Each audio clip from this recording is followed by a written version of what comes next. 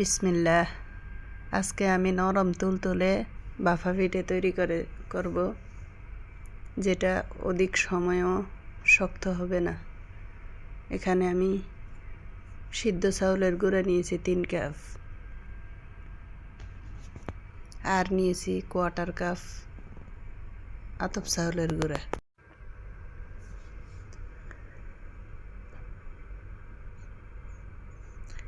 স্বাদ মতো লবণ দিয়ে দিব, আর 3.5 টেবিল চামচের মতো চিনি দিয়ে দিব, যেন আমার পিঠাটা কামড় দিলেও ভিতরের যে ফুডটা, ওই ফুডটা না থাকলেও মিষ্টি মিষ্টি লাগে, খেতে ভালো লাগে। এই কারণে আমি পুরাটার মধ্যে একটু চিনি দিয়ে দিলাম। বেশি মিষ্টি হবে না, এখানে মিডিয়াম হালকা হালকা মিষ্টি হবে। তো আমি এটাকে ভালো করে মিক্সড করে নিলাম।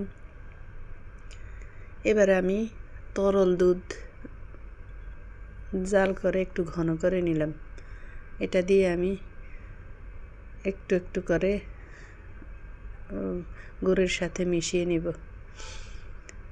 দুধটা দিলে টেস্টটা একটু ভালো আসে, এ কারণে আমি দুধটা দিয়ে গুঁড়াটা গলে নিতেছি। তো এখানে পানি দিয়েও গলতে পারেন, সমস্যা নেই। তো এই গুঁড়াটা যতই পানি দেওয়া হয়, এটা দলা ফাঁকিয়ে যায় না। আতপ চাউল তো দলা ফাঁকিয়ে যায় একটু পানি দিলেই।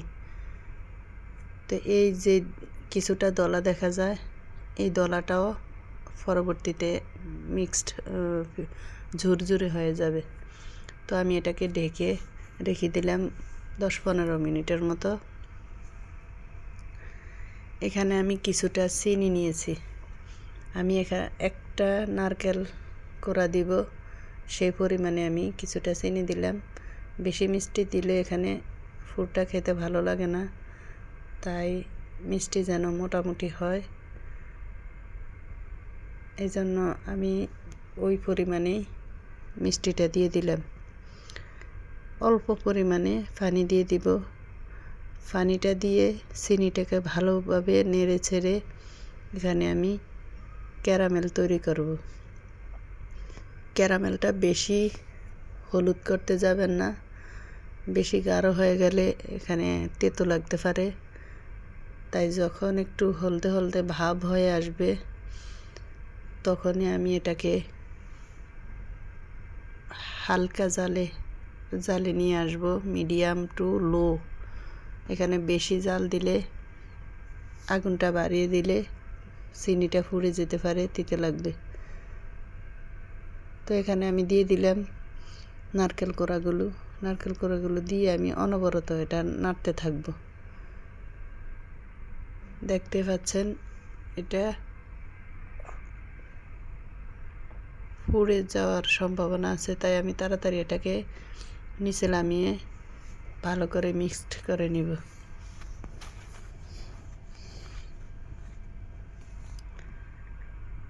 এখানে বোঝার কোনো উপায় নাই যে আমি চিনি দিয়ে এই পিঠাটা তৈরি করছি। এখন যে কেউ ভাববে আমি এটা গুড় দিয়ে তৈরি করছি। তো এখানে একটু লবণ দিয়ে দিলাম যেন টেস্টটা ভালো আসে। দিয়ে আমি ভালো করে এটাকে নেড়ে চেড়ে মিশিয়ে নিব।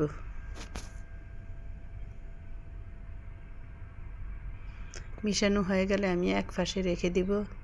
দিয়ে আমার চাউলের গুঁড়াটাকে দেখব একদম ঝুরঝুরে হয়ে গেছে। আমি আবার একটু হাতে মিশিয়ে দিব।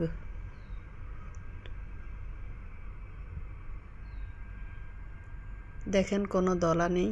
এখানে যদি দলা থাকতো তাহলে আমি এটা ছেলে নেওয়া খুবই প্রয়োজন ছিল। যেহেতু দলা নেই, আমি এভাবে পিঠাটা তৈরি করতে পারবো। একটা বাটি নিয়েছি, নকশিটা ভালো আসার জন্য আমি এরকম একটা লম্বি একটা বাটি নিয়েছি। নিয়ে এখানে আমি সুন্দর করে প্রথমে পাতলা একটা লেয়ার দিয়ে নিব। দিয়ে আমি পুরটা দিয়ে দিব। পুরটা দিয়ে আমি আলতো হাতে, এখানে বেশি সাফাসাফি করা যাবে না, বেশি চাপ দিলে পিঠাটা কাঁচায় থেকে যাবে, এটা সিদ্ধ হবে না, ভিতরে ভাপ ঢুকবে না। তাই আমি আলতো হাতে এটাকে একটু চেপে চেপে দিচ্ছি। দিয়ে আমি একটা সুতির কাপড় নিব, নেট কাপড়, এটাকে ফেঁচিয়ে তারপরে আমি দিয়ে দিব ভাপের মধ্যে।